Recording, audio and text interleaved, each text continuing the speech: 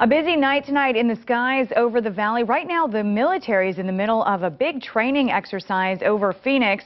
For the second night in a row, people are calling the 3TV newsroom, wondering what's happening. And tonight, we have some answers. Karen Brown live in Phoenix now with a look at what's going on out there tonight. Karen? Yeah, you know, Carrie, we've had so many phone calls into the station and the tweets that are coming in, people wondering why these blacked out helicopters have been flying around the valley. And as you take a look at some of the buildings downtown, what witnesses here are saying is that they were actually flying amongst the buildings, and now we know why. In fact, Phoenix PD confirming for us that the Department of Defense is conducting training exercises, trying to get military personnel certified in urban operations so that when they go overseas, they are prepared. Here's what one witness saw. I mean, they were very close to the buildings. They were at different levels. They were at top of it. They would come down to the bottom part of it, you know, or middle way, I guess you'd say. And then they would go back up and they would take off and just fly. Then they would stop and go again. Wow. And what did the helicopters look like? It was hard to say because it was dark and they were blacked out. I mean, very few lights on them.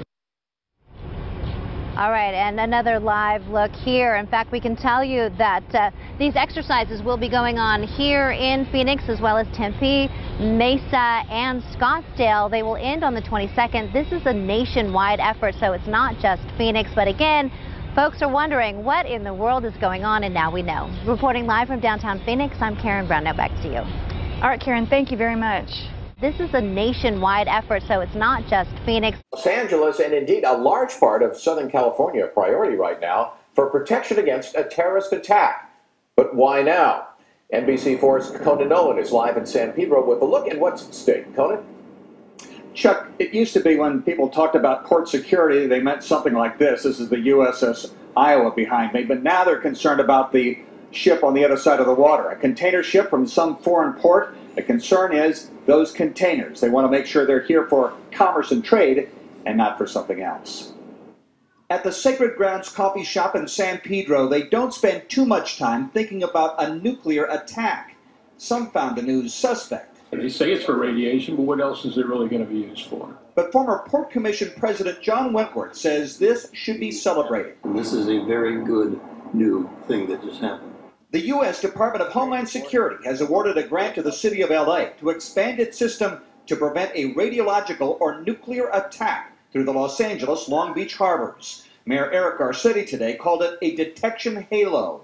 So detectors at key entry points will provide an early warning to threats that will accelerate response times and could help stop an attack before it begins.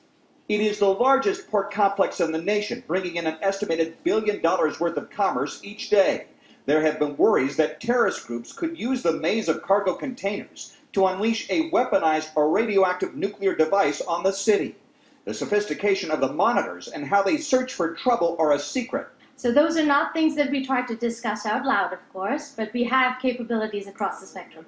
Homeland Security already conducts some monitoring on land, but this effort could incorporate the use of airships to search for radioactive cargo out at sea. Whether we reach further out than what is currently available at the national level, I can't tell you that, but I can tell you this, that this broadens our ability to do exactly that.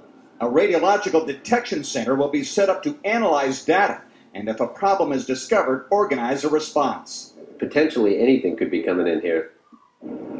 That's Police Chief Jim McDonald of the city of Long Beach. $11.4 million is the grant. There could be another grant, $30 million over the next 5 years for training and technology, part of the legacy of 9/11.